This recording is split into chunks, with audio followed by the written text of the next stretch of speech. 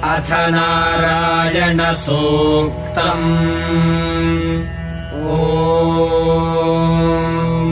सहस्रशीर्षम् देवम् विश्वाक्षम् विश्वशम्भुवम् विश्वम् नारायणम् देवमक्षरम् परमम् पदम् विश्वतः परमान्नित्यम् विश्वम् नारायणगुम् हरिम् विश्वमेवेदम् पुरुषस्तद्विश्वमुपजीवति पतिम् विश्वस्यात्मेश्वरगुम् शाश्वतगुम् शिवमच्युतम् नारायणम् महाज्ञेयम् विश्वात्मानम् परायणम् नारायणपरो ज्योतिरात्मा नारायणः परः नारायणपरम् ब्रह्म